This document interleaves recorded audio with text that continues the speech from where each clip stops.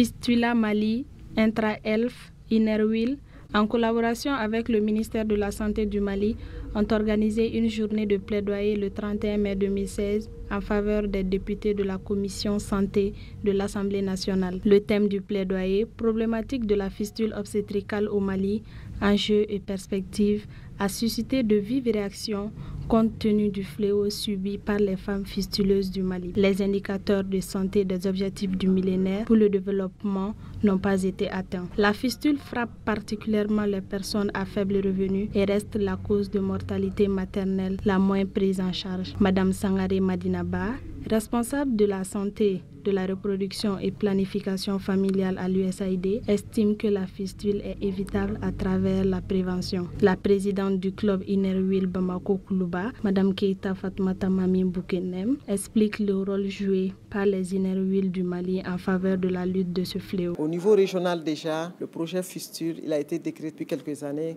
qu'on va tous porter les projets fistule dans nos pays. Donc chaque année, on devrait faire quelque chose par rapport à la fistule. Donc nous, on a eu la chance de pouvoir intégrer un partenariat, un protocole qui a été signé au Mali entre l'USAID, Inerwil, la Direction nationale de la santé et l'UNFPA. Et justement, dans ce cadre, annuellement, dans ce protocole, Inerwil a prévu d'offrir chaque année au moins 80 kits aux femmes fistuleuses. Et maintenant, aujourd'hui, vraiment, l'implication d'Inerwil dans ce plaidoyer aujourd'hui, nous le saluons vraiment et nous allons continuer la lutte pour avoir un Mali avec fistule zéro. Actuellement, nous travaillons dans les régions de Kaï, Sikasso, Mopti et le district de Bamako dans le cadre de la prévention et la lutte contre la fistule obstétricale.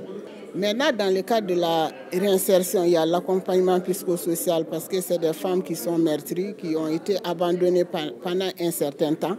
Donc, il faut les soutenir financièrement, moralement et matériellement pour qu'elles puissent reprendre à nouveau leur vie comme avant la fistule.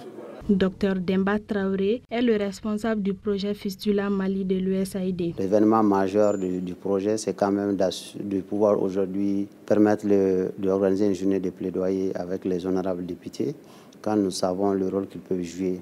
Parce qu'aujourd'hui, compte tenu du coût de la prise en charge, aucune femme seule ne peut assurer la chirurgie de la fistule, d'où la nécessité vraiment de plaider auprès des députés et aussi le lobbying auprès du gouvernement pour aller vers la gratuité de la chirurgie de la fistule, parce que c'est l'un des éléments essentiels si nous voulons gagner le pari de l'élimination de la fistule dans notre pays. Le sujet, c'est quoi? C'est la fistule obstétricale. Il s'agit d'un gros mot. C'est une expression qui veut dire tout simplement apparition d'une communication entre les voies urinaires de la femme et les voies génitales au décours d'un accouchement qui a mal tourné. Le séminaire avait pour objectif de venir sensibiliser, donner des informations aux députés par rapport à cette question. Parce que les députés peuvent solliciter des lois pour la prise en charge gratuite. Et l'objectif même est que la fistule soit inscrite sur la liste des maladies sociales qui bénéficient d'une gratuité.